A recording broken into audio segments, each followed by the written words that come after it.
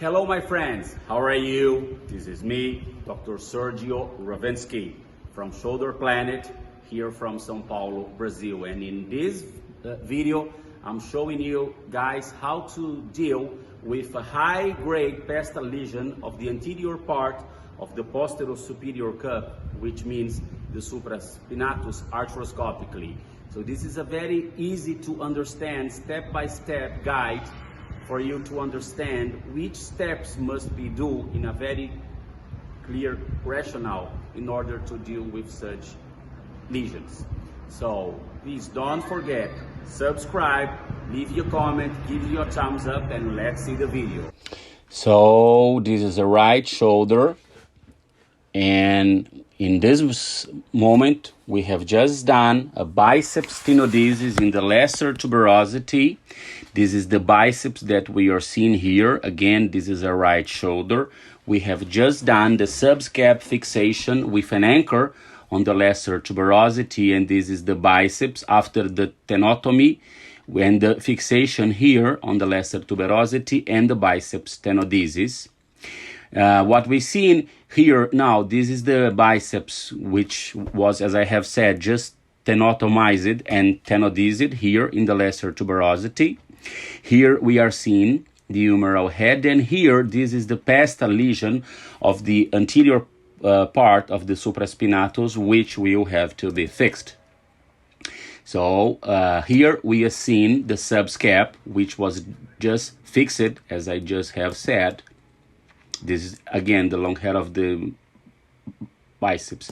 So at that moment, what we have to do is to mark the articular, the pasta lesion with a proline together with a spinal needle. This is what we are doing here. And then from the anterior portal, I'm entering with a grasper in order to put this proline outside of the shoulder through the anterior portal. So here is the anterior portal. This is the anterior cannula, which is quite difficult to see. Again, this is the humeral head here, the biceps after the tenotomy and the tenodesis, and this is the subscap. And this is the biceps anchor. The biceps was here, as I am pointing with the arrow, and the tenotomy was done at this place, as I'm showing you guys.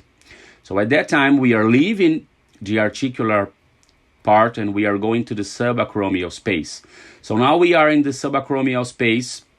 For you guys to understand, we are working through the lateral portal here, and we are watching for the posterior portal, portal. This is the shaver, and in these cases where we have a big amount of inflammation, we have a lot of bursal tissue and a lot of bleeding. So now we are with the shaver, some bleeding. We have to do a big bursectomy until we find the acromion, which is a very important landmark. So this is what we are seeing here. Again, this is the shaver on the lateral portal. This is the acromion. Here we see the acromial insertion of the coracoacromial ligament. And here, this is the deltoid after removal of the internal deltoid fascia. We have to establish a big view, and it's very important at that moment of the surgery not to work here medially because it bleeds a lot. So this is the acromion, and we must work only in this area until we do the acromioplasty and the release of the acromial insertion of the coracoacromial ligament. So this is what we are doing now. We are just removing some bursitis here below the AC joint. And after that, I'm entering with the shaver again. So this is here, the acromial insertion of the coracoacromial ligament. We just have to create a space in order to see and in order for us to do a good release of the acromial insertion of the coracoacromial ligament. In these cases, with very small tears, we have a lot of bursal tissue here just below the inferior part of the acromion, and it's very important to remove it as we start to work on the subacromial space. So it's very important to work here just below the acromion, but we must not work here medially. I mean, not at this moment of the surgery, because it bleeds a lot. So we are creating space here just below the acromion, and now we entered with electrocautery device. This is a radio frequency device, and we will release the acromial insertion of the coracoacromial ligament, and after that we will do the formal acromioplasty. So this is what we are doing now, and when we start doing this, I always like to go from lateral to medial. This is what we are doing now. This is the lateral part of the anterior part of the acromion, and this is the medial part. And I start always from lateral to medial, as I am showing here. This is what I'm doing here with the radio frequency device, detaching the acromial insertion of the coracoacromial ligament.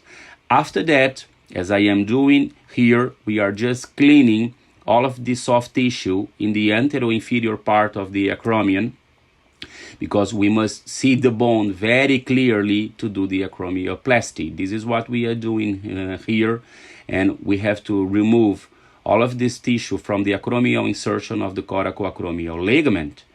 And we can do this, as we are seeing here, with the shaver and with electrocautery device. It doesn't matter. So this is what we are seeing here. So this is a right shoulder. This is the insertion here of the deltoid in the very anterolateral part here of the acromion. And now we are ready to start the acromioplasty, entering with the shaver through the lateral portal. So now we are entering with the shaver. As you can see, I'm going from anterior to posterior, and I start laterally and then I go medially. So now we are doing it from anterior to posterior medially now, in order to turn a hooked acromion into a very flat acromion. This is what we are doing, going from anterior to posterior, laterally here and medially here. This is something that must be done very fastly during the surgery, for us to spend time in the tendon itself, in the tendon fixation itself. So now we are seeing the acromioplasty, which was quite good, but we would have to just enhance it in the very end of the surgery, as I'm going to show you. So at that moment, this is something very important. The acromion is here above, and it's very, very, very important to remove all the anterior gutter and the lateral gutter of the subacromial space, in order for us to see a small tear of the supraspinatus, and in order for us to have space to fix it. So again, the acromion is here. The coracoacromial ligament was released from here, and this is the anterolateral gutter. We will continue to remove now, and here where the shaver is, we are on the posterolateral gutter. So now we are working to do a full removal of the internal deltoid fascia. This is a very important step of the surgery, in order for us to be able to have space to work when we put the camera in the lateral portal. So what we are seeing here at this moment, so this is the deltoid. So the a reasonable part of the anterolateral gutter was already removed. This is the deltoid here, but we still have to do the same thing on the posterolateral gutter, in which we are working now. So now the shaver, with the shaver, we are removing the posterolateral gutter, which is here, and we must do it broadly, fast, but we must do it. So here we have a very pedagogical view, in which this is the anterolateral gutter, in which we can see the deltoid, and this area here is the posterolateral gutter, which must be fully removed, as I have said. This is what we are doing now with a soft tissue shaver. We can do it with electrocautery too. Again, this is the posterolateral gutter. In very small tears, it's very important to do a full removal of this structure in order for us to have space to work on the subacromial space. So this is another very pedagogical image. This is the acromion here, and this is the a part of the posterolateral gutter, which, as I have said, must be removed, and this is the deltoid. And it's very important, in one hand, to remove this structure, but obviously we must not detach the deltoid insertion, of course, for absolutely obvious reasons. So at that moment, I am turning my camera down in order to try to see that proline, which was marking the tear that we have just marked. So as I rotate externally the shoulder, now I am seeing the proline, and here we still have a part of the anterolateral gutter which must be removed with the soft tissue shaver. So I am entering now through the lateral portal. We are removing all of that part, and at that moment I am seeing the tear here, and I am completing it with a simple hemostat, a straight artery forceps. It's very easy to complete the tear, as we are seeing here, because it was a high grade tear.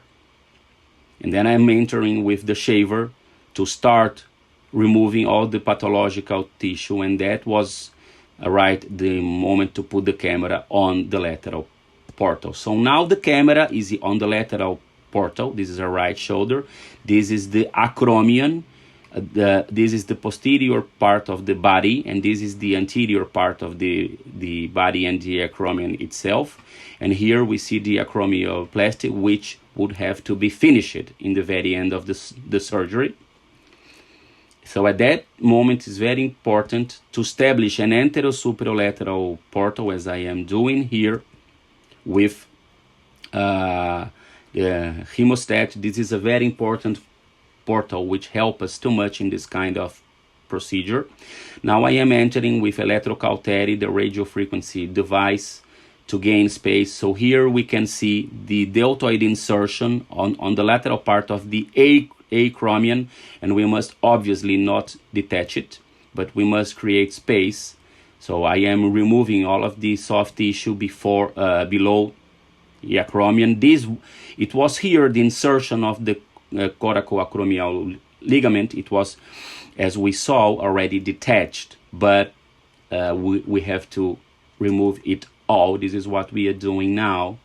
So this is the remaining part of the acromial insertion of the coracoacromial ligament. Again, this is a remaining part of the anterolateral gutter, which is being seen now through the lateral portal.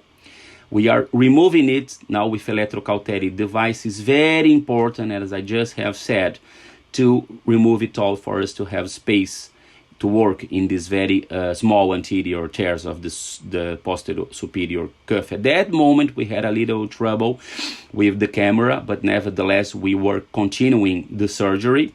Here, we are using the shaver through the anterosuperolateral portal. Here we can see the proline, which was marking the tear. A few moments after that, we fixed the camera problem. And then we would continue the procedure. So now we are seeing the tear, and we had just removed all of the pathological tissue. Now I am watching through the lateral portal when working through the anterosuperolateral portal, okay? I am just completing the tear and just creating a bony bed in which we will put the anchor and in which we will fix the tear. So that was a partial tear that was completed.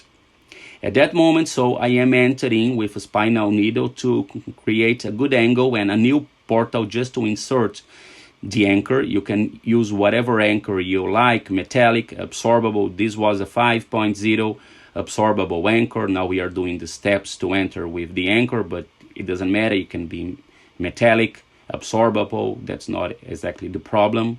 It must be, of course, double loaded. We are doing it now. And then, so the anchor is now in a very good position. This is the anterior part of the posterior superior cuff, and this is the posterior part of the posterior superior cuff.